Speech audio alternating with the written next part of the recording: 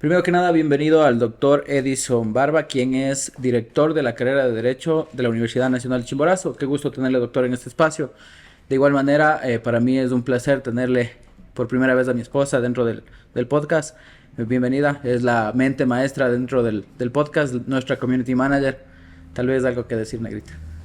Bueno, gracias por invitarme a este espacio Ergo. Es un honor y un placer para mí también estar junto a mi esposo y ante el doctor, que es de bastante prestigio en nuestra ciudad y no se diga fuera de la misma. Oh, gracias.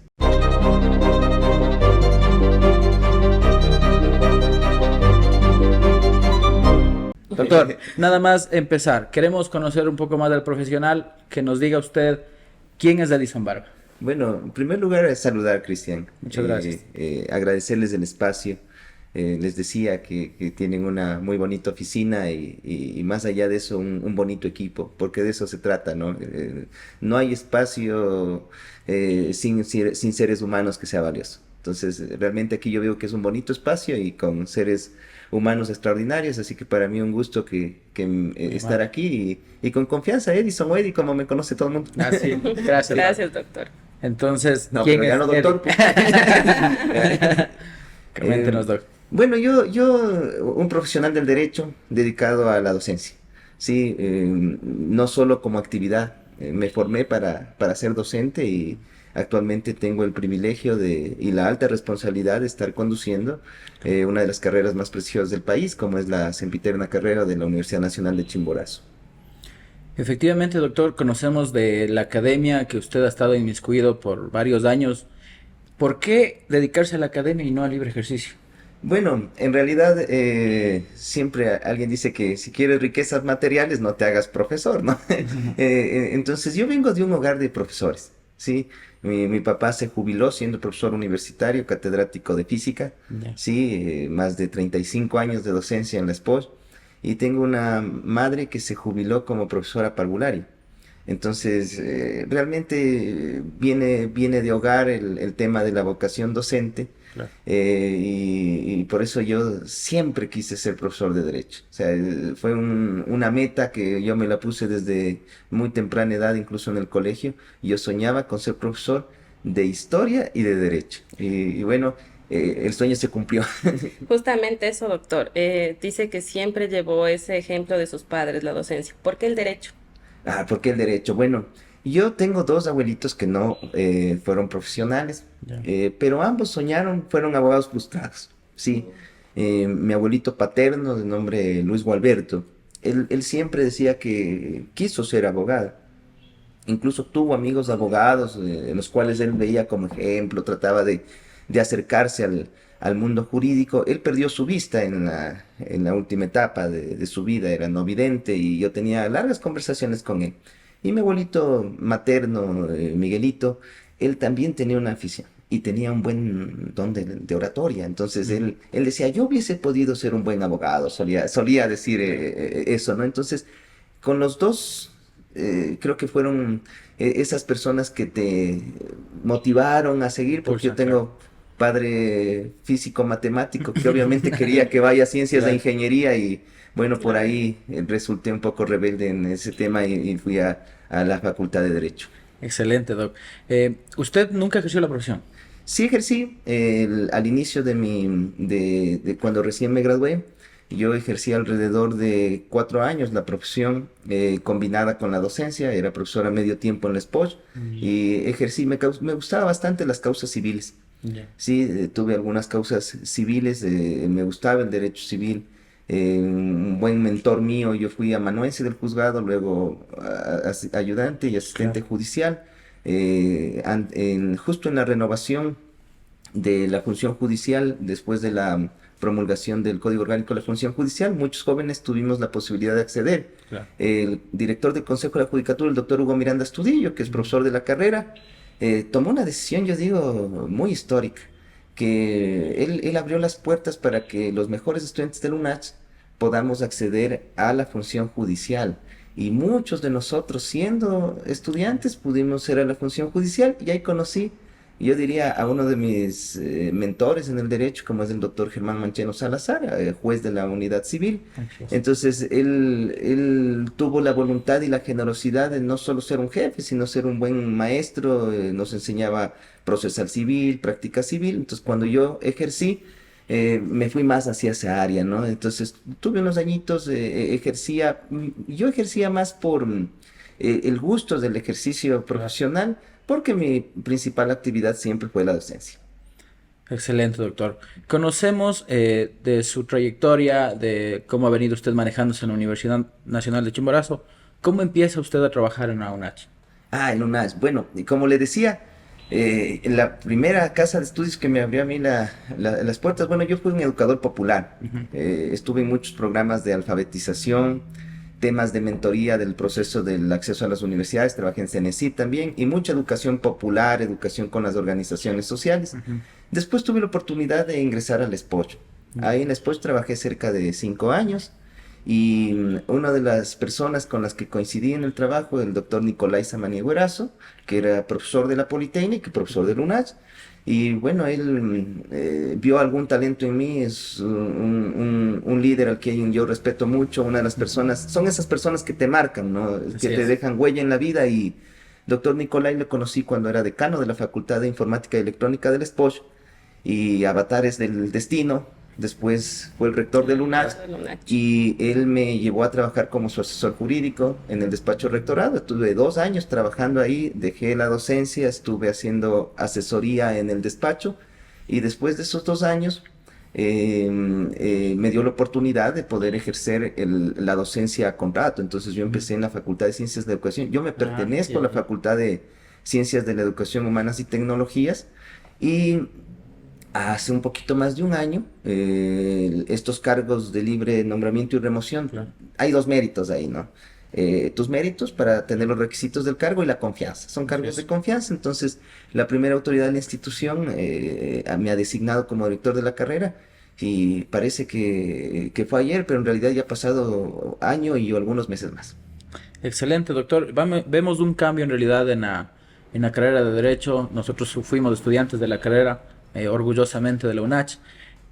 ¿Cómo encuentra Eddie Barba la carrera de Derecho cuando él llega?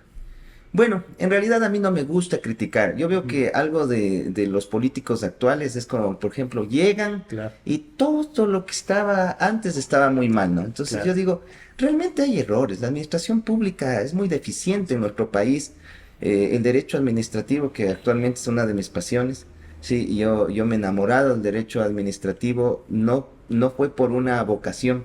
Claro. Al yo empezar a ejercer cargos públicos, yo, por ejemplo, estuve de secretario en la Junta Provincial Electoral aquí en el CNE, luego tuve la generosidad de que algunas autoridades del SPOS, por ejemplo, el doctor Novillo, ex vicerrector, la doctora Rosita Pinos, de rectora, Ujú. empezaban a pedirte opinión jurídica, ¿no? Entonces tú empezabas a dar ciertas opiniones jurídicas y te vinculas al derecho administrativo más fue por una necesidad. Ahora lo hago por placer. O sea, Claro. ahora realmente cuando estudio derecho administrativo lo hago por gusto. Me enamoré del derecho administrativo cuando yo en clases no tenía mucha Claro. afinidad hacia esa área del derecho. Y en ese sentido, yo empecé a trabajar con él, he vinculado el tema de la docencia, he vinculado el tema del ejercicio del derecho administrativo y por eso es que no me gusta hablar del pasado. Claro. Pero sí hay que ser realistas. Nosotros cuando llegamos a la carrera de Derecho encontramos cosas excelentes, positivas, Ajá. un legado, como nosotros decimos, ahora pusimos el eslogan, construimos un legado. Yo fui heredero de muchas cosas positivas. Por ejemplo, una planta docente con muchísimos años de experiencia. Y yo creo que en el derecho hay que respetar las caras. Ujú. Y pueden tener muchos errores nuestros profesores, pueden tener muchas acciones perfectibles, pero me encontré con compañeros de muchísimos años Ujú. con las ganas y la humildad de poder ser liderados por jóvenes. Claro. Eso para mí fue una pieza fundamental. Yo aprovecho para agradecerles a mis compañeros profesores. Muchos de ellos estoy con la nostalgia de que incluso están con los planes de jubilación. Claro. Pero este cambio no se hubiese podido dar si no hubiese habido la predisposición de los profesores de mayor experiencia para poder darnos un espacio a los jóvenes. Sí, sí. Entonces, encontramos cosas positivas como esas, cosas como positivas como que estaba ya encaminada un proceso de acreditación por parte del CASES, que es el organismo público de certificación de las universidades. Yo llegué en la parte final, lo concluimos bien. Somos la cuarta mejor carrera de las universidades públicas del Ecuador. Eso es una conquista y un hito para Chimborazo magnífico, pero también hubieron errores. Claro. La carrera estuvo sin ofertar. El proyecto curricular perdió vigencia. Ese fue un desafío realmente para mí. Me puse a cargo de poder construir una implementación de un proyecto curricular que los profesores ya lo tenían prácticamente elaborado. Lo que nosotros hicimos con nuestra experiencia es hacer una revisión integral, hacer ciertas mejoras y hacer un plan de implementación. Eso casi no se sintió, los estudiantes no se vieron afectados. Y otra deuda pendiente, los procesos de titulación. Claro. O sea, todos los que hemos pasado por la universidad hemos pensado qué tortuoso que es titularse. Más difícil entonces, salir que entrar. Es tremendo, ¿no? Entonces, no tiene que ser la titulación un obstáculo. Yo tuve mucho represamiento en temas de prácticas y vinculación. Claro. También se dio por el COVID. Y también ciertas otras decisiones que yo creo que sí se debieron tomar en su momento de mejor manera. Pero yo no estoy para juzgar. No, claro, quien debe juzgarnos son nuestros usuarios. Evacuamos, asignamos plazas a los chicos, asignamos prácticas y aposté por los jóvenes. En el seminario de titulación tomamos decisiones de que vengan profesores jóvenes. Claro. Y por ejemplo, agradecerles a los dos facilitadores del seminario de titulación. Tomamos una decisión ahí. Claro. El uno es abogado y el otro es metodólogo de investigación. Entonces, el seminario de titulación hay esa dualidad, ¿no? Y son muy dinámicos, les ayudan a los procesos ahí y hemos tenido una evacuación de trámites y no por eso la baja de rigurosidad. Sí. Estamos haciendo mejores trabajos de titulación y los chicos más rápido. Hoy se graduaban 2 chicos que yo decía era el ejemplo, ¿no? Egresaron en el mes de abril y hoy defendieron su proceso de titulación. Claro. Y un informe de investigación muy bonito. Entonces, así es como encontramos la carrera. Sí. Les podría decir 1001 errores más, pero no estamos para hablar de errores. A mí me gusta ser una persona más bien de hablar de soluciones. Y esto de aquí, ustedes dicen, ¿fue Eddie el que cambió la carrera? No. Atrás mío hay un excelente equipo de trabajo. Hay un equipo de trabajo muy sólido, muy cohesionado. Hay un apoyo respecto de nuestro señor rector. Sin el liderazgo del doctor Nicolai no se podría hacer esas transformaciones, pero hay una fuerza estudiantil. Claro. Porque si ellos no estarían dispuestos a mejorar en su formación como abogados, nosotros no tendríamos nada que hacer. A eso mismo quería llegar. ¿Usted considera que los estudiantes, los jóvenes que están saliendo recién de las promociones, están autopreparándose a la par o van solo con el conocimiento de la universidad? Hay un autor antiguo que es Juan Amós Comemio, ¿no? Que es el padre de la didáctica. Y desde hace cientos de años ya clasificaban a los estudiantes. Uh-huh. Y él decía, hay estudiantes altamente predispuestos con el aprendizaje y hay otros estudiantes que son desmotivados. Miren, estos términos que parecerían que se los dijo ayer, él los dijo hace muchos años. Y créanme que yo siento que seguimos siendo así los seres humanos. Uh-huh. Vas a encontrar el estudiante comprometido con su estudio, vas a encontrar el estudiante autodidacta. Bolívar Echeverría dice el homo leyens, el que lee y aprende por placer, y te vas a encontrar con mediocres. Así y lastimosamente de eso está hecho nuestra sociedad, ¿no? Yo veo en la carrera que hay que motivarlos y hay que motivarlos con buenos ejemplos como por ejemplo ustedes, porque mi presencia aquí es más que nada para que puedan ver que somos de carne y hueso. Claro. Usted, Cristian, estuvo en las aulas como ellos. Así es. Y ellos pueden ver su ejemplo de empezar a salir adelante y que se puede hacer, pero con algo, sacrificio. Claro. Porque si tú no quieres sacrificarte, claro. yo les hago el ejemplo, ¿no? Es como que se pagaran un gimnasio y van al gimnasio y dicen, qué tonto el instructor. No hice ni un solo ejercicio y no se dio cuenta. Claro.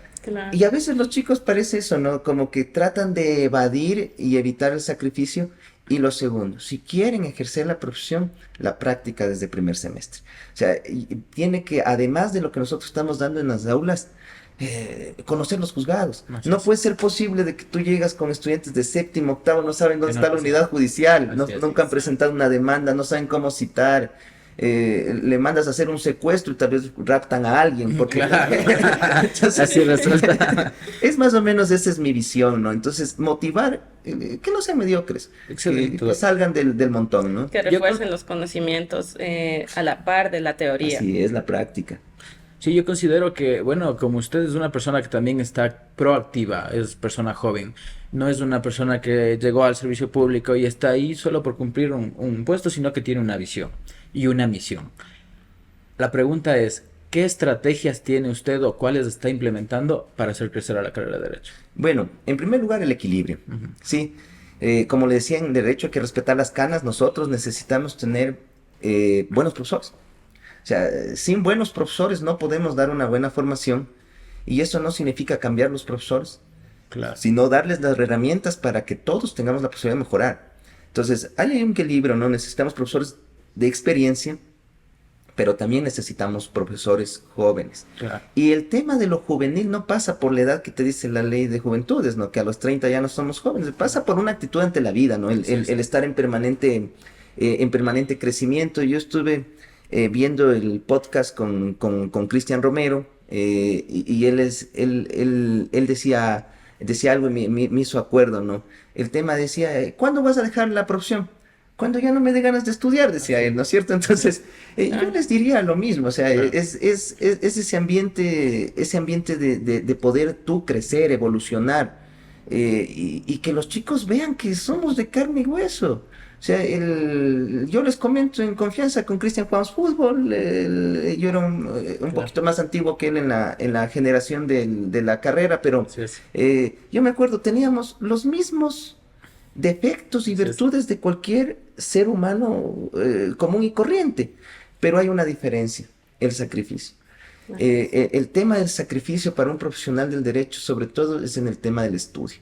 Entonces, yo pienso que la estrategia es transmitir ese sacrificio a través de los profesores. Los profesores deben ser testimonio. Yo no puedo decirle a mi estudiante, lea, si yo no soy un lector. Así es. Entonces, yo pienso que hay que mejorar la planta docente, entendiendo que no necesariamente es cambiar la planta docente, es darles mejores herramientas, mejores habilidades, y si ya no quieres mejorar, así dar un paso al costado a alguien que realmente quiera ejercerlo. Lo segundo es el complementar con profesionales de afuera. Claro. Hemos hecho muchísimos eventos, porque ¿qué nos obliga a nosotros los profesores? Cuando viene alguien de afuera y te demuestra el conocimiento que tiene alguien de afuera, tú como profesor te vas a exigir, claro, porque tú como profesor, si te atreves a dar una cátedra, la primera autoridad intelectual no es el miedo, es el dominar la cátedra. Así es. Entonces, el poder abrirnos al mundo va a hacernos dar cuenta en qué nivel mismo estamos. Porque algunos enturbian las aguas para que parezcan más profundas. Claro. Y algunos, disculpen la palabra, son bastante vanidosos y odiosos con poquito conocimiento que tenemos. Y más bien gente que es muy preparada es recontra que humilde. Claro. Entonces, esas son un poco las estrategias, el tema de la humildad intelectual, el sacrificio intelectual, la motivación hacia el aprendizaje, que son inyecciones que les estamos dando a nuestros estudiantes. Y segundo, no pensar que vienen vacíos. Claro. Ellos son los que tienen que liderar el proceso. Yo recuerdo que los profesores antes nos decían, guarden el celular porque empieza la clase. Ahora los profesores les decimos, saquen el celular porque empieza la clase.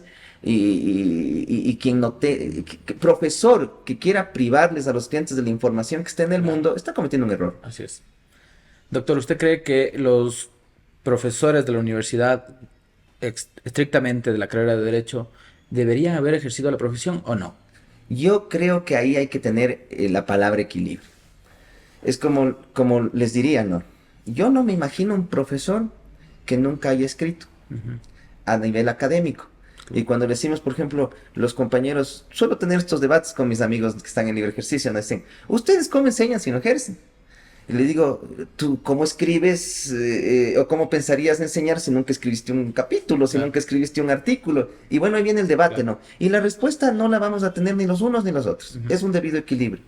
Nosotros en derecho necesitamos profesionales que ejerzan la judicatura, la fiscalía, que ejerzan el patrocinio en procuradurías de instituciones públicas, buenos abogados de libre ejercicio. Entonces, ese complemento, ¿no? Estos abogados de libre ejercicio, de jueces, fiscales, tienen que tener su ejercicio profesional y tienen que irles a contar a los estudiantes su experiencia profesional. Claro. Y por otro lado, necesitamos profesores de dedicación a tiempo completo que en cambio estén, ¿qué haciendo? Generando la docencia desde la doctrina, claro, desde la investigación. Ese debido equilibrio es la respuesta entre tener una buena carrera de derecho o una mediocre carrera de derecho. Yo considero que es importante lo que usted dice, Doc. Por ejemplo, si hablamos de materia civil, penal, claro, si vamos a la teoría, obviamente alguien que se ha dedicado a la investigación, que conoce sobre la academia, pero alguien que va a dar práctica civil o práctica Procesal. penal, tiene que ser netamente alguien que en realidad haya ejercido la profesión, porque normalmente suele pasar en todas las universidades, no solo aquí, no solo en Quito, no solo en la UniAndes, en donde sea, que los docentes a veces no han ejercido y quieren enseñar al estudiante de cómo se lleva la profesión, cuando salen al libre ejercicio es totalmente diferente. Mire, yo le voy a poner el ejemplo cómo estamos nosotros organizando, ¿no? Ujú. Solo del área civil. Y con eso aprovecho para saludarles a mis amigos. El doctor Vinicio Mejía, doctor Orlando Granizo, por ejemplo, están dando los libros Claro. Teóricos del derecho civil. Y nosotros ya en las prácticas procesales civiles tenemos ya, por ejemplo, doctor Freddy Hidalgo, Claro. doctor Germán Mancheno, doctor Walter Parra, que están ya hacia el tema. Inmiscuidos, claro. Sí. Y tenemos, por ejemplo, asignaturas como solución de conflictos judiciales, que está, por ejemplo, Osvaldo Ruiz. Claro. Entonces, en todas esas áreas hemos tratado de que gente que viene de la judicatura se dedique a las áreas más procesales, de acción práctica, igual en el tema constitucional. Y pasa algo, necesitamos ir teniendo una mejora permanente, ¿no? Claro. Nada está construido. Siempre va a haber conflictos. Alguien Obvio. puede decir, oiga, pero tal profesor que esté dando tal cátedra, tal profesor que esté dando tal cátedra, siempre va a haber temas para corregir, ¿no es cierto? Siempre va a haber temas por mejorar. Y segundo, yo no puedo ir y platear un tablero porque hay derechos laborales, Claro. porque hay nombramientos definitivos, porque hay derechos adquiridos y sobre todo por algo, porque hay que tener respeto Ujú. al ser humano que ha construido esa carrera. Así es, doctor. Entonces, no creo una labor mesiánica, ¿verdad? Ujú. O sea, realmente los que nos dicen que la carrera, toda gente que cree que las facultades, las carreras, las universidades han empezado con uno, Claro. es realmente un demagogo. Ujú. Si nosotros mañana nos enfermamos, somos completamente prescindibles. Ujú. Entonces, no somos mesías, ¿no? Entonces, desde una labor humana, técnica, objetiva y sobre todo comprometida con la institución, hay cómo hacer grandes cosas. Claro. Miren, por ejemplo, la carrera en este año yo veo, ha tenido grandes resultados y el personal de la carrera, si a mí me preguntan, en un 70% sigue siendo el mismo. Ujú. O sea, es cómo tú como líder Claro. puedes potenciar al talento humano que tienes. Así es, doctor. Claro. Yo Además considero... de- Perdón. Además debemos ver que el derecho es un amplio espectro, ¿no? Y se manifiesta, como usted lo dice, en la docencia o en la práctica, o a la par se fusionan y salen resultados increíbles. Es genial. Y miren, por ejemplo, nuestra carrera, 500 horas de práctica, 160 horas de vinculación. Y somos la única carrera en el país con 3 consultorios jurídicos. Ujú. Y, por ejemplo, yo estoy orgulloso de mis compañeros abogados de consultorios jurídicos. Ellos, aunque piensen que no, créanme que son de los mejores profesores que tenemos. No tienen cátedra, no tienen una asignatura, pero tienen 500 horas con los chicos ahí, en Claro. consultorios, que realmente están haciendo, son maestros, Ujú. están formándoles. Y, por ejemplo, yo les digo, 3 graduados de UNAD. Mañana ellos irán, volarán, estarán en otros proyectos, tendrán que crecer. Y por supuesto que mientras estemos nosotros ahí, vendrán 3, y con todo respeto a las demás universidades, y tienen que ser 3 UNAD. Claro. O sea, no podríamos nosotros tener en consultorios jurídicos gratuitos gente graduada en otras casas universitarias, ¿no? Entonces, es un poco ese sentido de identidad también y de huella que queremos impregnarle a nuestra carrera de Derecho. Consideramos que eso es importante, el acompañamiento y el seguimiento de los graduados, ¿no? ¿Qué estrategias están haciendo ustedes como universidad para poder contribuir a los abogados que recién salen, por ejemplo, en insertarles en lo laboral o tal vez de ayudar de alguna manera, ¿no? Conocemos que también hay capacitaciones y eso es importante. Yo creo que a nuestros graduados hay que mostrar el cartel que tienen. Con Dani Silva, un profesional joven que es parte de mi equipo de trabajo y es el responsable del seguimiento de graduados, acabamos de hacer un seminario nacional. El 70% de los expositores, nuestros compañeros. Y nosotros que en nuestras redes, por ejemplo, voy a tomar un ejemplo de un compañero mío desde hace años que nos estuvo visitando ahí, José Luis Bacasela, por ejemplo, defensor público allá en la... Estará en este espacio también, sí. me comento. Entonces, por ejemplo, a José Luis lo invitamos, mucha gente ni lo conoce aquí en Riobamba. Claro. Y es un excelente Y decimos, profesor. es nuestro graduado, Ujú. ha estudiado en el externado de Colombia, está escribiendo, Claro. está defendiendo. Los defensores tienen esa capacidad de acumular audiencias como nadie lo tiene, Claro. ¿no es cierto? Y acumulan experiencia. Y por ejemplo, qué honor nosotros poder dar el cartel a nuestros graduados. Entonces, la capacitación sirve en doble vía Ujú. para que, yo digo, el abogado trabaja con algo que es su prestigio, su nombre. O sea, no tenemos nada más que nuestro nombre. Claro. Y la gente, ¿cómo va a seleccionarnos? Solo por nuestro nombre. Claro. Entonces, yo, por ejemplo, usted le decía, tiene la ventaja de que su esposa es excelente profesional de la comunicación Claro. y los abogados no debemos estar proscritos al mundo de la mercadotecnia y la comunicación. Si lo que vendemos es nuestro nombre, Obvio. lo más ilógico es que no lo publicitemos, pues. Así Entonces, graduados tiene que servir y tiene que ir potenciando para que todo graduado que quiera mostrar el cartel que tenga, siempre regrese a su casa, que es la casa de derecho. Y segundo, la bolsa de empleo.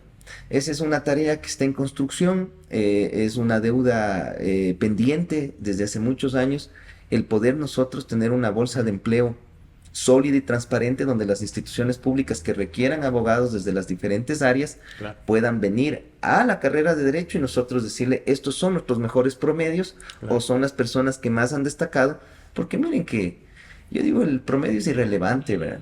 O sea, entre graduarte con números. 9.20 y 9.10 no marca nada, ¿no? Así es. Sin embargo, sí es un buen síntoma. Claro.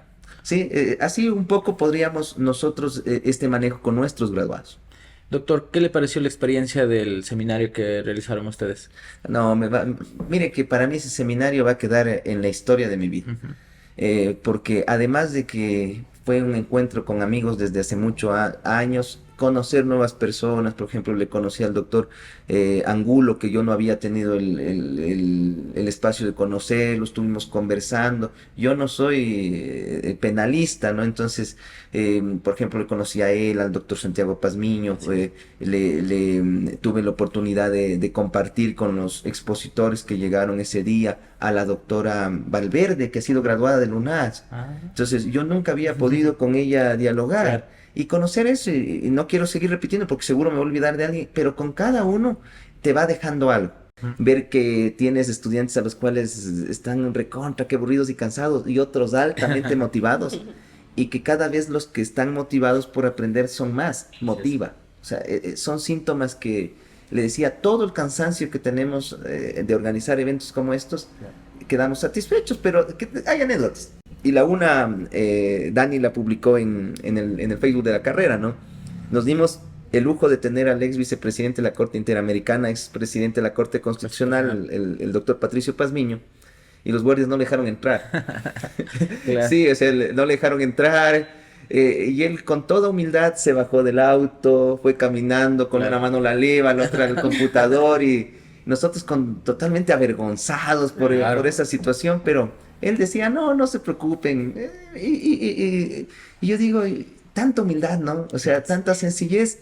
Empieza a dar su exposición y en Riobamba ese día hubo un apagón de toda la ciudad. Y- Entonces, de repente en media exposición se apagan las luces claro. y claro, nosotros como organizadores te pones un poco nervioso de Claro. cómo puede reaccionar, y la reacción del auditorio fue sacar los celulares, encender las linternas, y el doctor Pazmiño sin audio Claro. empieza a exponer, y como es un auditorio muy bonito, Así es. imaginémonos exponer a 500 personas sin audio y con las luces de los celulares. Y bueno, ahí está en el Facebook de la carrera, es una anécdota que a mí me queda, pero Claro. muy marcada, ¿no? Ver la sencillez, por un lado, y otro, el compromiso del auditorio. Ujú. Así es. Y finalmente que nunca me voy a olvidar de este seminario porque acababa de dar las palabras de clausura del seminario y mi esposa me estaba diciendo de que ya estaba en labores para dar a luz. Ah, qué complicado. Mi hijo, mi segundo hijo, Tomás, nace el último día del seminario. Ah, Entonces eso le decía a Dani, no me olvido del seminario nunca Jamás. más en la vida. Cada año Sí. un aniversario. Entonces me queda marcado para la vida el Seminario Nacional de Derecho. excelente. Sí, buenos expositores. Nosotros también estuvimos presentes con el doctor Miguel Ángel Angulo. El día de la exposición estuvo el doctor Santiago Pazmiño. Justo el doctor Santiago Pazmiño tuvo con nosotros un podcast previo al seminario y comentaba y decía, me llama la atención que de las universidades de Riobamba no nos han llamado para los seminarios, me han llamado de Otavalo, y justo sale el seminario y el doctor va. Entonces, qué bueno ver a profesionales de alto nivel en ese tipo de seminarios y consideramos que es gracias a esta administración también que le está haciendo parte de a todos esos profesionales. El doctor decía, queremos hacer un semillero de abogados penalistas. Ahora hablemos por otras ramas, tal vez otras personas que puedan enmarcar o empezar esa línea, ¿no? Qué bueno, doctor. Bueno, no vi Sí, debe verlo. el podcast del doctor Pazmiño. Lo invitamos por buenas referencias de su trabajo como fiscal y realmente yo creo que le acertamos en todos los expositores. Así es. Después fuimos a comer después del seminario y justo con el doctor Angulo, el doctor Pazmiño, y ellos decían como que a veces los claustros docentes son muy cerrados, decía aquí en Chimborazo, como que qué difícil que es acceder a la academia, y yo le decía que no es Chimborazo. Claro. Pierre Bourdieu es uno de los cientistas sociales más reconocidos en el mundo, y él escribe una obra, Los Herederos. Y siendo uno de los filósofos sociales más importantes del mundo, esta obra la escribe como una crítica porque nunca pudo acceder a la cátedra en la Universidad de París. Entonces, no es un problema únicamente de la Universidad Ecuatoriana. Ujú. Es un problema realmente del sistema de educación superior, que a veces, yo diría, es una deuda pendiente de que a veces mentes muy brillantes Claro. no estén dentro del claustro. ¿Cuál es la tarea de quienes estamos dirigiendo? Tratar de democratizar y abrir lo que más se puede esa puerta. Obviamente entendiendo que hay un principio de competencia, que hay un principio de orden de jerarquía, que hay límites en la acción, pero una de las maneras de abrir la academia es dando estos espacios. Por ejemplo, yo digo, todos estos expositores no son docentes, ni se formaron como docentes. Pero qué brillantez para explicar algo. Entonces ahí yo te digo que para ser un buen profesor no necesariamente se necesita la formación, sino se necesita el arte. Por eso sí que la pedagogía es un arte. Cuando usted se va etimológicamente dicen el arte de enseñar. Si bien ahora es una ciencia, nunca ha dejado de ser un arte. Doctor, ¿cómo le ve usted ahora a los abogados que se han dedicado netamente a manejar por ramas penal? Hay abogados civilistas, hay otros que se dedican al derecho administrativo, hay personas que se dedican al derecho tributario, que es muy poco. Antes eran todólogos o se manejaban de esa manera, ¿no? Es la evolución de la profesión. Yo a los abogados que se dedican a una sola área, les respeto y admiro. Claro. Ese es el verdadero camino. Porque no nos olvidemos que el derecho es una ciencia. Ujú. Y la ciencia avanza mientras más grado de especialización tienes. Claro. Por ejemplo, el grado más alto en la ciencia es el doctorado. Claro. ¿Sí? Bueno, nosotros los abogados todos nos decimos doctores, ¿no? Se ha notado así. Sí. Es como, yo trabajaba en la poli y todos éramos inges. Entonces, claro, yo ahí, el círculo. mi vida en la poli era el Inge, ¿no? Entonces, yo no estaba por estar corrigiendo Claro. eso, además me gustaba. Y en el mundo del derecho, en cambio, todos somos doctores. Claro, así es. Y si ya no te dicen doctor, dicen abogado. Es Se como sabe dicen, no, defender. usted dice abogado, yo soy doctor. Y en el mundo académico sabemos que el único doctorado a nivel mundial es el doctorado Claro, obviamente. con nivel PhD, ¿no? Entonces, y el doctorado no es una cosa que tú tengas grado de especialidad en una parte pequeñita de la ciencia. Claro. Pero imagínense, el más alto grado científico es en realidad saber mucho de algo bien poquito. Claro. Un buen maestro mío en la ciencia el doctor Adalberto Fernández, director de la revista Chaquiñán, que es y para mí la revista científica de más prestigio en la zona 3 del país, Ya. y con orgullo Nach. Él suele decir, ¿qué saco teniendo un océano de sabiduría con un dedo de profundidad, sabe decir? Ese ejemplo que te da él Claro. es lo que yo veo que antes nos pasaba, ¿no? En las tarjetas le decía, que yo me acuerdo las tarjetas de los abogados hace muchos años era especialista en civil, administrativo, tránsito penal, tributario, societario, todo. Y yo digo, ahora, si un abogado haría eso, Claro. todos los demás hasta nos burlaríamos, ¿no? Le diríamos, o sea, es una mente que lúcida, ¿no? O sea, el doctor Richard Villagómez le quedaría corto a ese Claro. profesional porque sabe todas las áreas. Entonces, yo respeto y el único beneficiario de eso va a ser el ciudadano. El ciudadano porque realmente oftalmólogos a los ojos, Claro. pediatras a los niños, y así es en nuestra ciencia. Yo le decía, yo voy a una mesa donde estén penalistas y por supuesto que me sentaría a esa mesa a escuchar. Porque no quisiera opinar fuera de recipiente, disculpe que lo diga, no es una palabra tan coloquial, ¿no? O sea, y por ejemplo, es eso lo que pasa, y es algo bueno, yo no le veo malo. Obviamente tener esa capacidad de dialogar entre las diferentes disciplinas jurídicas, por ejemplo, nosotros los administrativistas dialogamos mucho con el derecho penal en el traslado de los principios del derecho administrativo sancionador, Claro. pero mirar los principios, solo ahí me doy cuenta, a pesar de que existen los mismos principios, al trasladarse entre disciplinas cambian. Yo, por ejemplo, digo, bueno, nosotros en derecho penal, ¿qué es la tipicidad? Y bueno, el penalista Claro. puede hacer obras enteras de qué es la tipicidad. Y esa tipicidad que se aplica en el derecho administrativo sancionador, solo al momento de migrar, ya se fusiona. El derecho administrativo migra mucho, por ejemplo, de las ciencias administrativas. Ajá. El principio de calidad. A mí me encanta, por ejemplo, conversar con los administradores, con la gente que ha estudiado gestión, administración de empresas, porque el derecho administrativo recoge principios como el de calidad, y ahí viene la discusión, ¿no? Usted les pregunta, ¿qué es el principio de eficacia? Entonces, el administrativista le va a decir, relacionado a los objetivos, a la planificación estratégica, y el abogado dice, no, el principio de eficacia es que el acto administrativo sea notificado. Dice. Entonces, Claro. ese traslado, ese diálogo entre ciencias, ese diálogo interno del derecho, solo se puede dar cuando hay especialistas. Y yo, si alguien, por supuesto que nuestros estudiantes nos van a estar escuchando, ellos ya tienen que ir viendo hacia qué tienen afinidad, pues. Claro. Porque yo digo, el grado te permite conocer el derecho y el posgrado te permite acercarte a la profesión. Claro. Ayer me pasó justo eso, doctor. Teníamos una asesoría aquí de un tema administrativo. Obviamente, un cliente me llamó y yo llamé al especialista con el que trabajamos, que es Santiago Santillán, que trabaja con Sebas López. Entonces, ellos conversaban del tema de la revisión dentro del proceso administrativo y yo estaba viéndole por el lado penal. Entonces me dicen, no, ahí no va así. Entonces, claro, eso es importante. Cada uno su rama va viendo su especialidad. Pero siempre, claro, es importante aprender, ¿no? O sea, de todo se va aprendiendo. Doctor, en este punto quisiera que nos indique usted cómo ve la evolución del ejercicio de la profesión como en Riobamba se está dando. Ya no es el abogado, como decía anteriormente, el abogado solitario. Ahora ya se están juntando abogados. ¿Cómo cree usted que está bien, está mal o está evolucionando? Yo le voy a hacer, y disculpe que lo diga, un ejemplo como hablo con mis estudiantes, ¿no?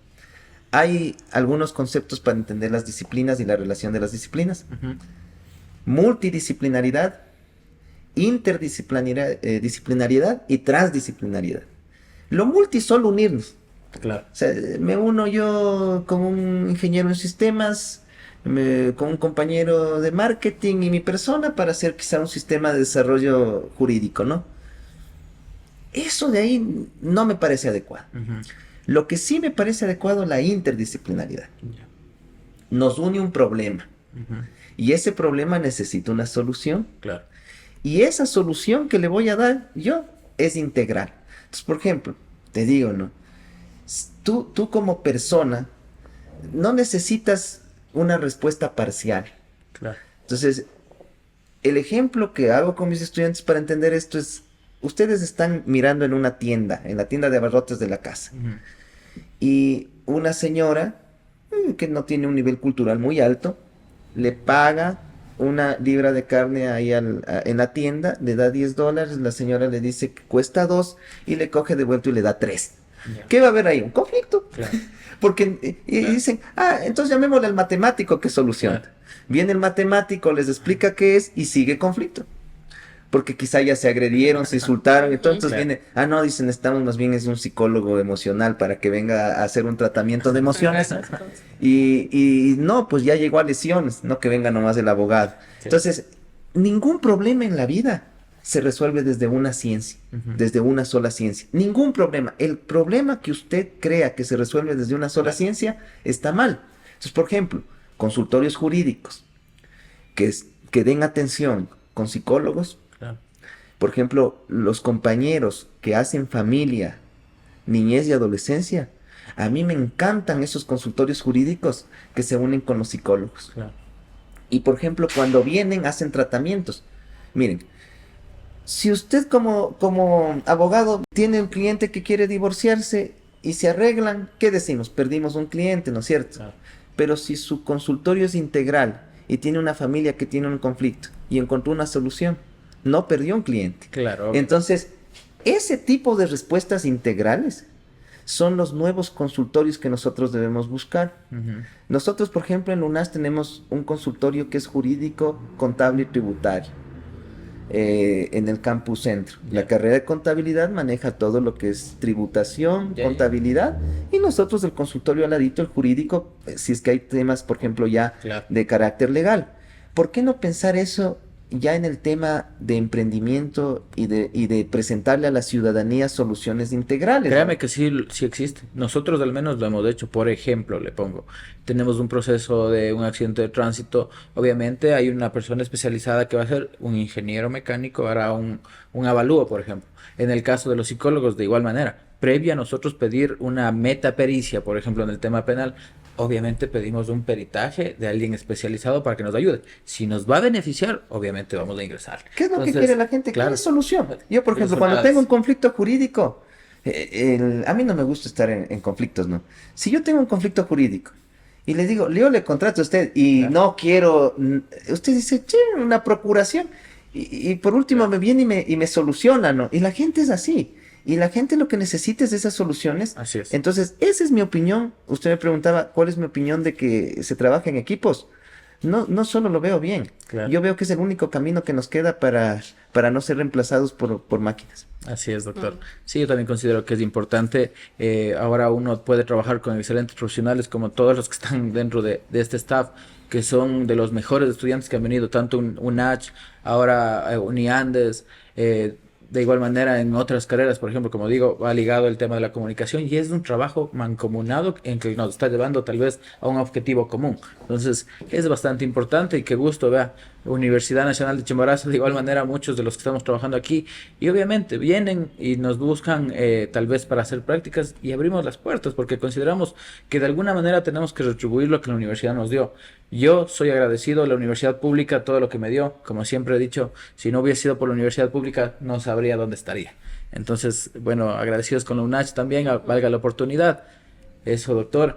Tal vez usted algún consejo que pueda dar a los estudiantes o a los nuevos abogados en el libre ejercicio. Y yo más bien diría, no solo a los nuevos, sino a todos. Ujú. Para evitar la obsolencia hay que estar en constante evolución. Así es. Entonces, el ser abogado, ya nos decían nuestros mandamientos coturno, Claro. hay que seguir estudiando. Y ahora yo digo, hay que seguir adaptándonos al mundo digital. Así es. Las herramientas digitales están ahí para ser usadas. Yo sé que nos cuesta cambiar el chip, ¿no? ¿Dónde están los expedientes? Aquí están en el disco externo, aquí están en el computador. No, pero quiero ver los expedientes. Y nos va a costar, por ejemplo, aclimatarnos a eso. Pero ya la pandemia nos mostró. Así es. En primer lugar, que lo podemos hacer. Ujú. A mí si hay algo positivo que nos deja la pandemia, es que muchos adultos y adultos mayores que se resistían a usar Así es. tecnologías, Ingresar. ingresaron. Ujú. Y los que no ingresaron, la pandemia los jubiló. Así es. Hay mucha gente que por el miedo al uso de la tecnología. Entonces, yo, por ejemplo, invitarles, sobre todo los compañeros abogados que piensan que ya están mayores. No, la abogacía es una eterna juventud. Así es. Entonces, en primer lugar, el poder equilibrar sus equipos con jóvenes. Claro. Miren, el abogado de experiencia te da su experiencia, pero el joven te puede dar Exacto. manejo de tecnologías, dinamismo, entender cómo es el mundo. Por eso siempre les digo, buscar, no pensar que estamos completamente acabados, ¿no? Claro. Yo digo, Dios nos encargó una tarea que es día a día, y que es la de formarnos a nosotros mismos. Sí. Y es una tarea inacabada. Todas las noches que vamos, algo falta, ¿no? Algo falta por construir, algo falta por aprender.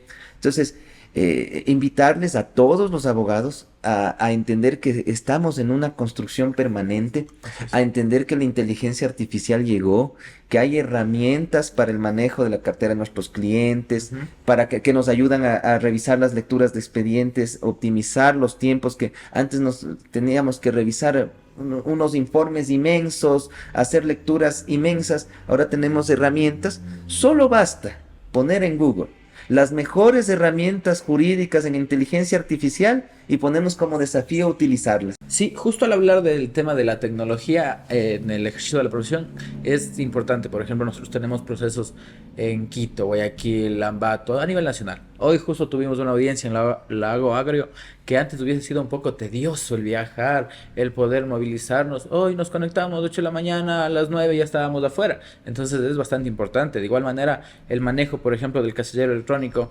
ingresa un escrito la otra parte y normalmente era ir a buscarle al servidor judicial que ojalá esté de buen humor y ojalá me pueda dar el expediente y estar bajo el tiempo de ellos también. Y era tedioso, ¿no? Ahora uno ingresa al casillero electrónico, revisa los escritos y puede tener toda la información que fue ingresada en ese momento. Entonces es bastante importante el actualizarse tanto en el tema académico como en el tema de tecnologías y en general. O sea, los jóvenes también tienen esa chispa de seguir aprendiendo y es lo que alguna vez decía y que ya comenté en otro podcast.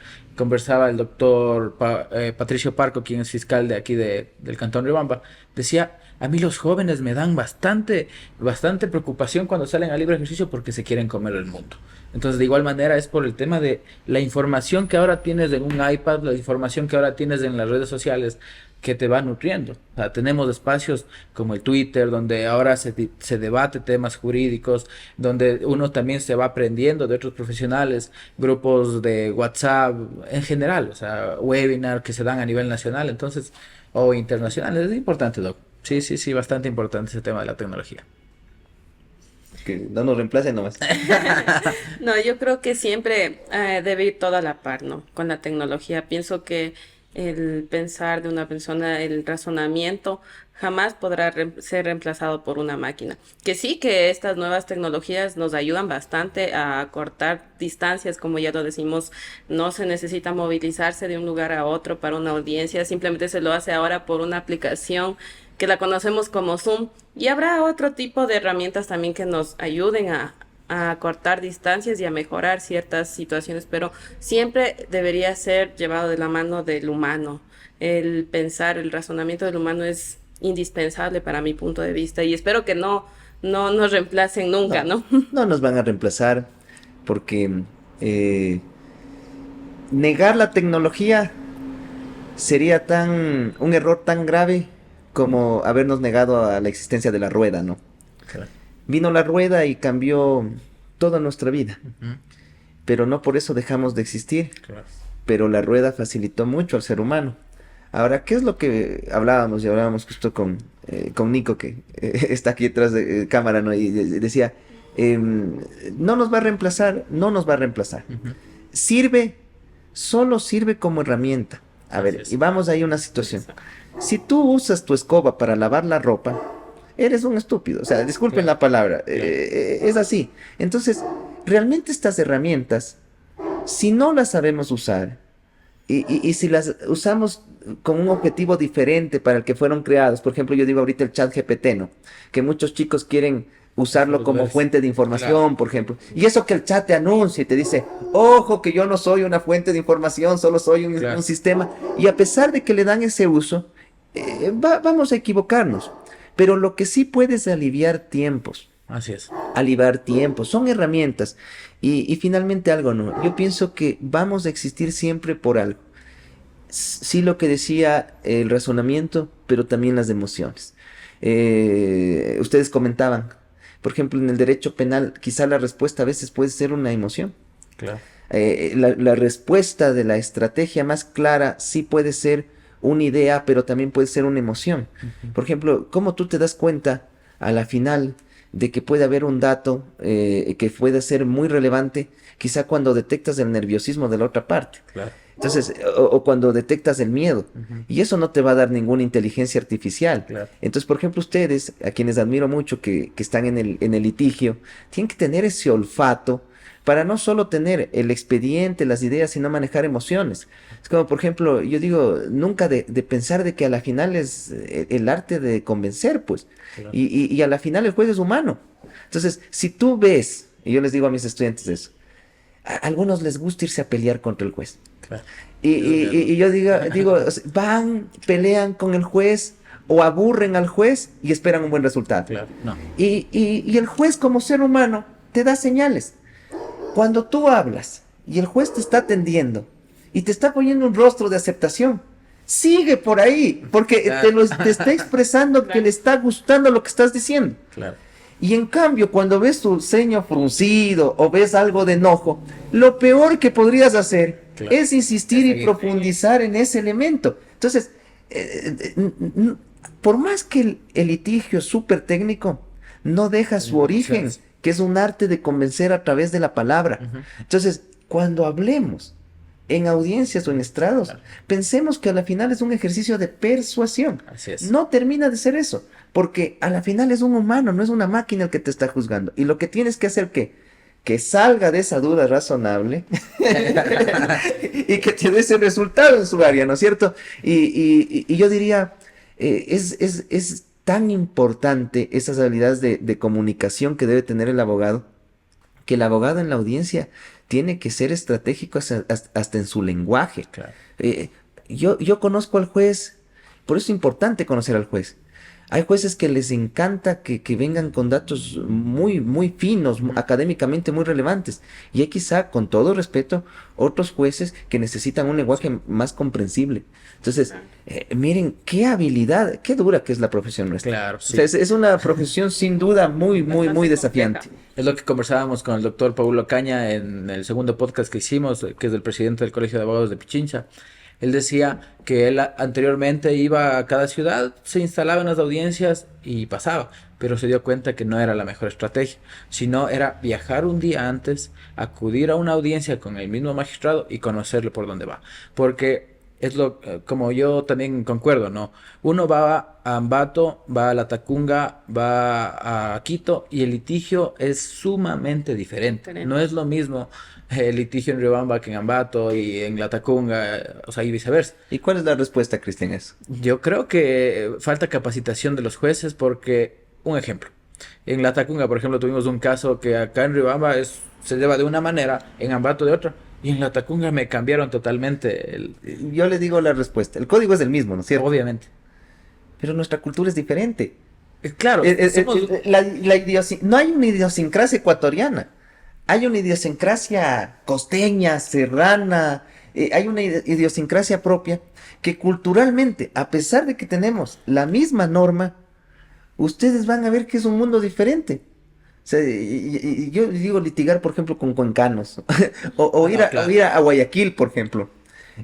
Conversábamos con el director provincial del Consejo de la Judicatura, el doctor Valverde, justo estábamos en un evento, y él decía, me gusta cómo es el abogado riobambeño, porque es más estudioso, más lector y todo. Allá, en cambio, en Guayaquil, dice, son más sorprendedores, es Sí. más un tema ahí medio fuerte. O sea, sí es diferente. Es diferente, ¿no? Pero, por ejemplo, yo hablo de temas de procedimientos. El código establece cómo se instala Eso una no audiencia debería ser y se diferente. inventan. O sea, un ejemplo, teníamos Sí, claro. de un proceso de alimentos que tenían que hacer una liquidación. En la liquidación tenían que pelear netamente el monto de la liquidación. Y el juez resolvió sobre la extinción de la pensión alimenticia. O sea, que no tenía nada que ver. Hoy tuvimos una audiencia en la UAGREO en la que la jueza adelantó su criterio, hizo lo que ella dijo, se instaló la audiencia, fijamos puntos del debate, dimos la teoría del caso. En el momento de la conciliación me dice, y doctor, usted está autorizado. Y ya después de todo lo que hizo, le dije, o sea, doctora, si no estoy autorizado, entonces oficia a la Defensoría del Pueblo para que se le asigne un abogado. Y ahí recién se dio cuenta y dijo, ah, no, cierto.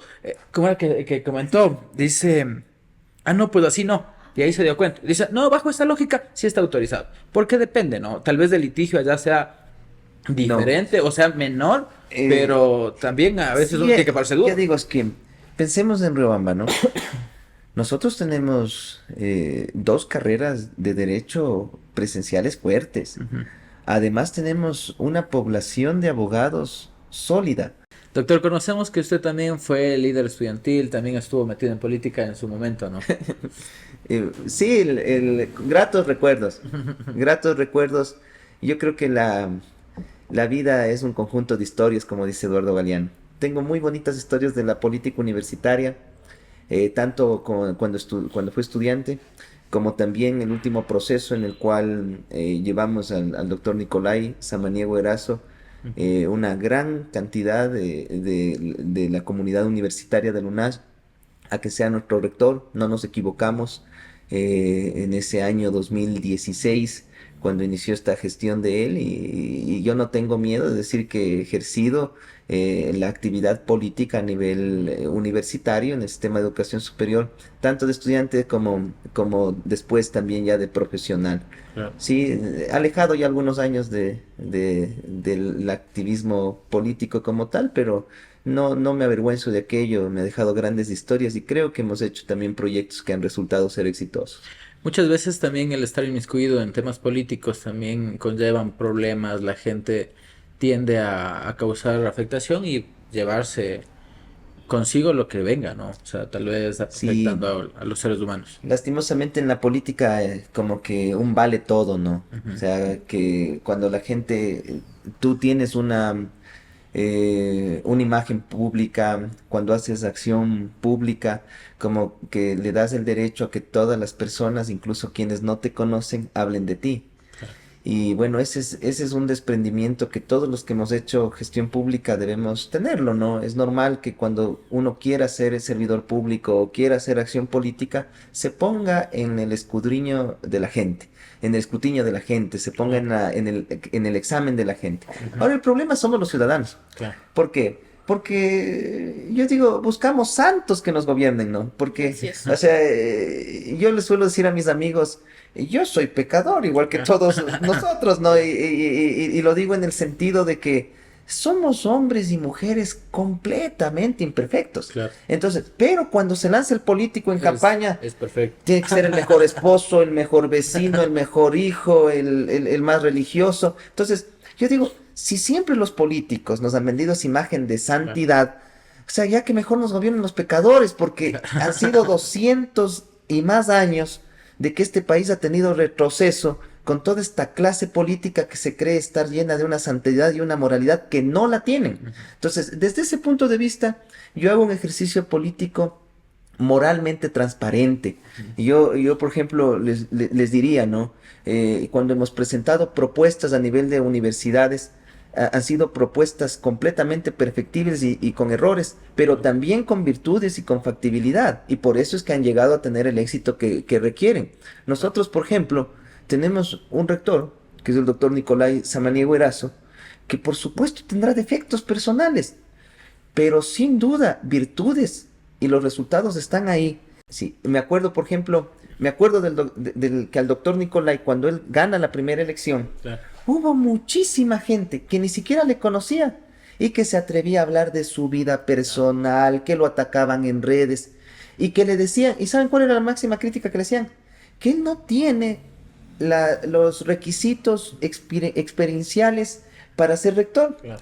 Yo les digo, el rector que le acreditó a esa universidad por primera vez, que por primera vez le llevó a QS, que por primera vez le llevó a THE, que son los rankings internacionales más grandes, que lideró la transformación institucional. ¿Qué les diríamos ahorita a los detractores? ¿No ven que sí tuvo las condiciones y los requisitos? Claro. ¿No ven Ah, que es sí, necesario. sí tuvo lo que todo le juzgaron, ¿no? Y con el ejemplo que yo he vivido, por ejemplo, del ataque que le hicieron yo diría, a mi buen amigo y a un líder que yo considero como fue el doctor Nicolai en su momento, y cómo él en la crisis vio la oportunidad de transformación y encontró, y más bien eso fortaleció su liderazgo.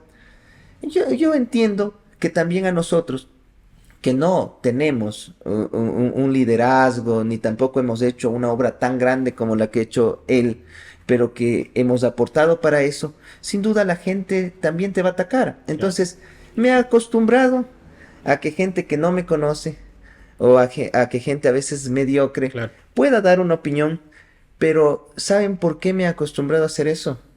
Porque gracias a Dios la mayoría de personas que nos conocen y la mayoría de personas a las cuales hemos podido servir son testimonio vivo de quienes somos. Entonces, sí es un mundo donde se vale todo, lastimosamente muy bajo. Ahora las redes, Humberto Eco dice que las redes ahora permiten que Claro. cada uno demuestre su bajeza, su vileza o su virtud.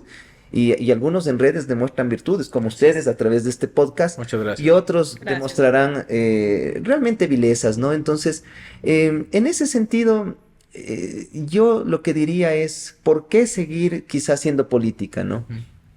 Porque si nosotros nos desentendemos de las injusticias, como dice Bertolt Brecht, somos cómplices. Y si algún talento tenemos para poder hablar en nombre de los invisibles, para poder ayudar en nombre de los que no tienen voz fuerte, yo siempre diré presente. O sea, a pesar de que la política no es un mundo tan idóneo para estar tranquilos, sí me mueve esa capacidad de alzar la voz, de levantar la voz. Yo soy bien crítico, tengo la paciencia corta contra las injusticias. Ustedes me ven en mi cotidianidad, soy bien tranquilo, pero cuando hay una injusticia tengo la paciencia corta, Claro. el enojo a flor de piel y la capacidad de responder ante los injustos. Por ejemplo, a mí no me gustan ni los déspotas ni los tiranos. Claro. Entonces, cuando yo encuentro a alguien que desde la tiranería o el despotismo ejerce el servicio público, por supuesto que voy a ser su detractor. Así como también me gusta mucho estar en las causas de los débiles. Entonces, el activismo político es una opción muy sacrificada, muy dura. Yo diría, con un amigo en la universidad decíamos, la política es como una mujer prostituida. Sí, un ser hermoso, Ujú. pero que no esté en las condiciones idóneas. Claro. Pero si tú te enamoraste de esa mujer, vas a acompañarla y el amor te va a moverle a darle mejores condiciones. La política ha sido prostituida, Ujú. pero la política es el arte de servir, Así es. el arte de usar el poder para servir. Claro que sí. Entonces, yo entendiendo, y con esto cerraría, Y de yo también que quiero hacer una pregunta. la política yo les invitaría a conjurar con el verbo poder. Yo puedo, tú puedes, él puede. Si la política es mala, yo puedo lastimarte, yo puedo robarte, yo puedo discriminarte. Pero cuando la política es buena, podemos conjugar el verbo. Yo puedo servirte, yo puedo patrocinarte, yo puedo acompañarte, yo puedo ayudarte.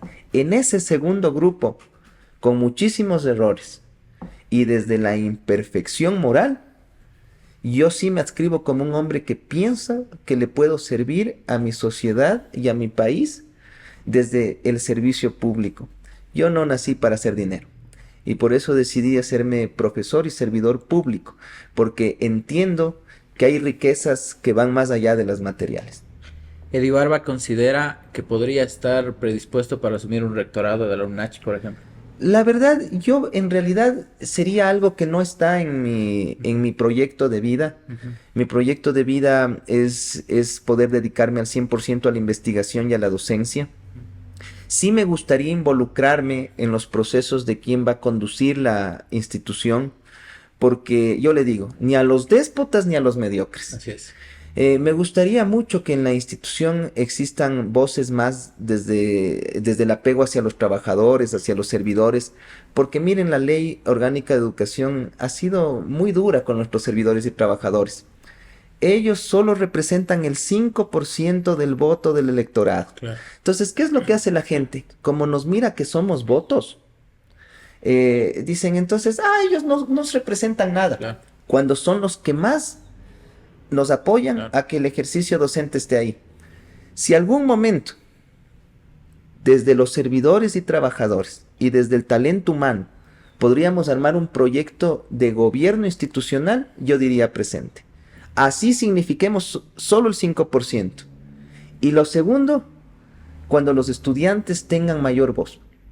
Porque con todo respeto, las universidades tienen que ser hechas por y para los estudiantes. Claro. Como no son las condiciones, porque ningún movimiento estudiantil se ha involucrado y ha gestado eso, y nuestros servidores y trabajadores han sido maltratados, en estas ocasiones y en estos años nos dedicaremos a realmente intentar que cambie la normativa en la educación superior. A mí me gustarían unas elecciones, por ejemplo, con gobierno paritario, que el mismo representación de votos de los profesores tengan los estudiantes, en la cual tenga mayor representación los servidores y trabajadores.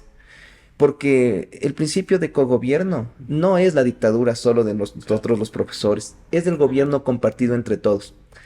Esa lucha me interesa más que un rectorado. En esa lucha me inserto, en esas luchas de las causas de educación pública gratuita, de educación de calidad, pero de mejora del talento humano. Porque yo les digo algo, ¿no? Todos estamos pensando en cuántas publicaciones más tenemos. Pensemos cuánto ha sido revisado los salarios y remuneraciones de nuestros trabajadores del sector público en años. Por ejemplo, el tema de los contratos. Nos hemos acostumbrado a tener un sector público con personas a contrato.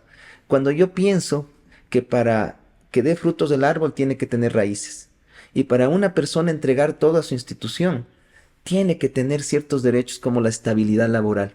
Entonces, a su pregunta de si algún momento nosotros nos veríamos en el rectorado, sí, yo me vería dentro de un equipo que se tome el rectorado, siendo el primer servidor y trabajador de sea quien sea que esté en el rectorado, como lo hicimos en su momento con el doctor Nicolai, porque el doctor Nicolai fue nuestro rector, pero realmente la universidad fue gobernada por un equipo de personas de diferentes disciplinas profesionales y realmente es el entender que una persona no cambia una institución.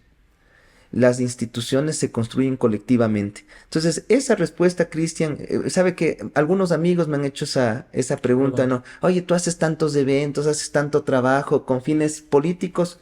Le diría que no, porque no me siento en la edad ni en tener todas las condiciones como para asumir uno de esos cargos tan representativos. Yo veo que algunos mediocres sí lo sienten así, y por eso es que a veces tenemos la clase de candidatos que tienen las universidades públicas del Ecuador, pero también existen otras personas muy preparadas. Y yo, créanme que por amor a la UNACH, yo trataré de apoyar a los hombres y mujeres que sienta que más bien le hacen a la institución. Pero eso en su momento, porque las elecciones solo son 60 días de cada 5 años. Claro. Y imagínense vivir pensando en elecciones. Si nosotros viviríamos pensando en elecciones, no trabajaríamos día a día. Nosotros tenemos un rector sólido, firme, que está recién en la mitad de su gestión. Entonces, yo pienso que tenemos que aprovechar que tenemos un líder tan bueno como Nico en el rectorado. Tenemos un líder en la Fraterna Spoch como Byron. Profesionales que yo les veo que tienen toda la voluntad de hacer bien a las instituciones de educación. Y lo que hay que reconocer es de que pueden tener errores. Y para eso nosotros tenemos que tener visión crítica, pero propositiva. Porque la crítica destructiva nos hace daño a todos. Yo aplaudo, doctor, su gestión. Hemos visto, conocemos de todo lo que están haciendo como universidad, como carrera de Derecho. Usted liderando la carrera de Derecho por un crecimiento, por una inserción más del estudiante, el trato al estudiante, como ya indicó, el trato al trabajador. Porque muchas veces se ha visto ese sesgo, ¿no? Tal vez ese maltrato o el no poder ayudarle al profesional para que salga lo antes posible de la universidad. Considero que ha sido bastante importante. Doctor, yo le agradezco por el espacio, por por haber ayudado a este espacio a seguir construyendo, por haber aceptado el venir con nosotros. Y de igual manera, esperemos que se puedan seguir sumando las iniciativas para construir el tema académico con seminarios y con todo lo demás que deviene de eso, ¿no? Y cuente con nosotros para lo que podamos, de igual manera con el contingente como estudiantes de la Universidad Nacional de Chimborazo, como también en todo lo demás que podamos hacerlo. Un abrazo grande, doctor, y muy amable por haber estado en este espacio. Yo les agradezco. No, de igual manera el agradecimiento. Considero que la carrera de Derecho con su liderazgo ha crecido bastante.